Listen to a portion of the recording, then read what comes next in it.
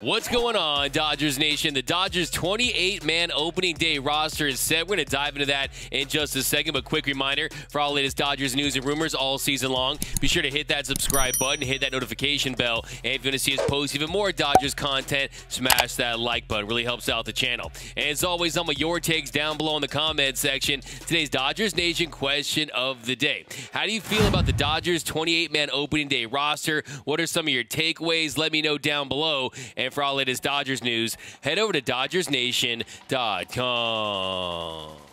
So get excited, Dodgers Nation. We're less than 24 hours from Dodgers opening day. Dodgers taking on the Rockies tomorrow at Coors Field, a 1:10 start. And you know it starts to feel really real when the opening day roster is released. And the Dodgers did just that a few seconds ago. The Dodgers 28-man opening day roster has been finalized. And yes, I did say 28-man opening day roster. And that's because due to the MLB lockout, due to the shortened spring training, teams were allowed to carry 28 players up until May 1st. So typically you're going to see 13 pitchers. That wasn't the case this time around. 16 pitchers, 12 position players, and that leaves the Dodgers with a 3-man bench. Now that does seem short, but the Dodgers do have 5 off days in the first 4 weeks, so they're going to be just fine when it comes to their bench players. You need the arms early on, especially when you consider the shorter ramp-up time, the shorter spring training, how much were guys working in the offseason. Some guys came to camp farther along than others did. Now, we'll take a look at the names on the Dodgers 28-man opening day roster in just a second,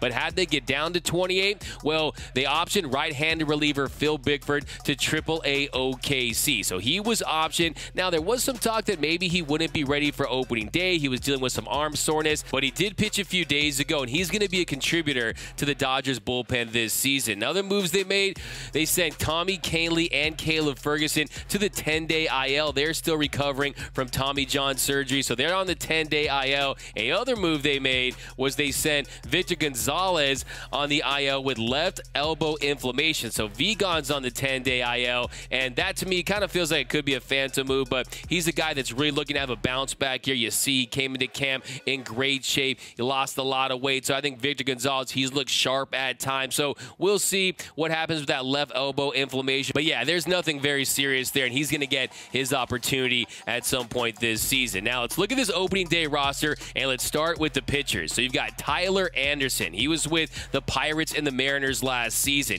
He's looked pretty solid at times during the spring. He's a guy that promises to be a swingman for this Dodgers team. Maybe he might get an occasional spot start. He's going to be a multi-inning guy out of the bullpen potentially, but Tyler Anderson. Then you've got Justin Bruihl, left-handed reliever. Walker Buehler, the ace of the staff, the opening day starter. Got Garrett Clevenger. He's had his struggles at times, but he's another lefty out of the bullpen. You got Tony Gonsolin, who is a big year for Tony Gonsolin. Can he be like the 2020 version of Tony Gonsolin that really broke through and turned heads, or is he going to be like the 2021 Tony Gonsolin that struggled with command issues and attacking the zone? He had a dip in velo early on this season, and I think a lot of that was due to that shoulder inflammation. So if he's healthy, I expect a really solid year from Tony Smokes. Then you've got Brusdar Graterol. We've heard about his cutter. We've heard about the continued development of him. Is he an enigma, a guy that he has the great raw stuff but can't generate the swing and miss? I think Brusdar Graterol, I think he's a guy that really breaks out this year as well. Andrew Heaney, really the big X factor, the wild card for the Dodgers rotation. You see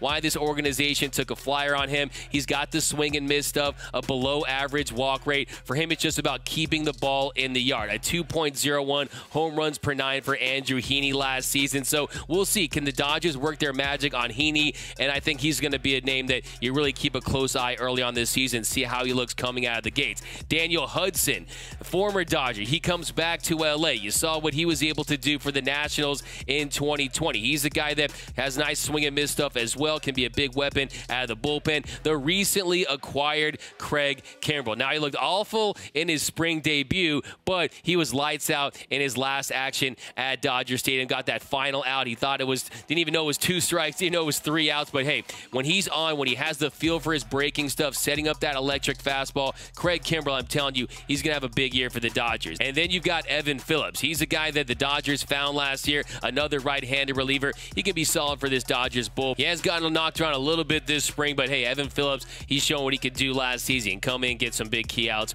for this Dodgers bullpen. And there's David Price, who at this stage of his career, he is a bullpen piece. He's not going to be a starter. His Cy Young days are behind him, but he has looked pretty sharp this spring. 2 innings of work, no earned runs, just 1 hit, 3 strikeouts. So David Price is the guy that's looking to prove himself once again this season. And I do think David Price can help this bullpen. I think it's really just about putting him in spots where he can succeed, managing his workload, keeping him healthy, keeping him fresh. I think DP definitely has a little more left in the tank for this Dodgers pen. Then you've got Blake Trinan, a top 10 reliever in all of Major League Baseball. He is the Dodgers' big high-leverage fireman this season. Really can't say enough about how well he pitched last year. And then Julio Urias, the Dodgers' #2 starter. Last season, he made a career-high 32 starts. He more than doubled his career high in innings pitched. So to me, it's just, can he follow that up with another really solid year where he stays healthy, stays on the mound? And the second half of the season was one of the best pitchers in all of Major League Baseball. He just kind of ran out of gas there late in the NLCS. But Julio, the Dodgers' #2 starter. Then you have Alex Vesia. He's had up and down spring. Last season, he really emerged as one of the Dodgers' high-leverage left-handed relievers. Kind of a big disparity in his BABIP and his FIP, but he's a guy that I think continues off of what he did last year, builds off the momentum of really finding success in the regular season after being called up from OKC after struggling in his first stint with the Dodgers early in 2021. I think he builds upon that, and I think he continues to emerge as a high-leverage left-handed reliever. You got Mitch White. You saw what he did last year against the Pirates. He's a guy that honestly is one of the most underrated Dodgers in their whole organization. Not discussed very much. You don't really talk too much about Mitch White, but he was a former top prospect for the organization. I think that he's a guy that still continuing to develop. But now let's go over those position players. You have Hanser Alberto. So Hanser Alberto, the Dodgers pick him up. He's a guy, doesn't strike out much, but also he doesn't walk very much. But he knows how to get his bat on the baseball, can also give you that positional versatility in the infield. So that's going to be key for the Dodgers. Austin Barnes, you know he's a capable defensive catcher. The pitchers, they really appreciate what he does as far as game calling, as far as getting that strike at the bottom of the zone. Yes, he is a below-average bat. You see his exit velos drop through the years, but Austin Barnes, a backup for Will Smith. And you have Cody Bellinger, really the big wild card for the Dodgers, the big X factor. Will it be bounce back Belly? Look, he has tinkered with that stance too many times. We'll see if he can find a more consistent, a more mature approach at the plate. But let's not forget, he did break through in the 2021 postseason. Had a .907 OPS, had the big hit against the Giants, had the big belly bomb against the Braves in Game 3 of the NLCS. So I'm still betting on Belly for 2022. Then you've got Mookie Betts.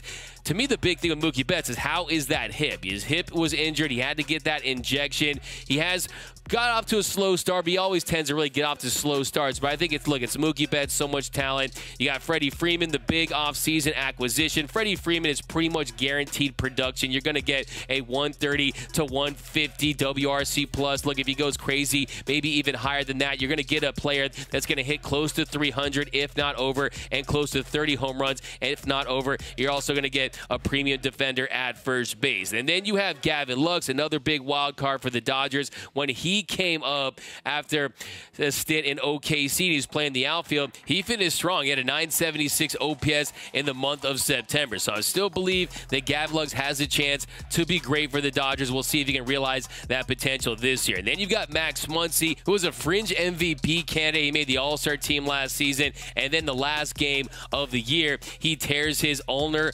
collateral ligament. So it's really a miracle that he has come back and has looked like he has early on, even though the results aren't quite there like he wants them to be. Just the fact that he's out there is impressive. So we'll monitor Muncy early on this season to see if he has any ill effects from that injury. And then you got Edwin Rios. Edwin Rios, I'm expecting a big daddy, big bounce back year from Babe Rios. He's looked really good in spring. He's tied for the most home runs with 3. He had led the team in RBIs with 7. He had an OPS over 1100. So I'm hoping that Edwin Rios can come in and be a lefty bat off the bench that can provide some thump, also gives you some positional versatility, can play some corner outfield, can also play in the infield. field as well. And then you've got Will Smith, who I think is going to establish himself as the best catcher in all of Major League Baseball this year. Last season led all catchers in WAR, was second in home runs behind Salvador Perez with 25 bombs. So I'm looking for a big year from the Louisville Slugger. Chris Taylor, really the glue to this team when you look at this super utility man. He signs that 4-year, $60 million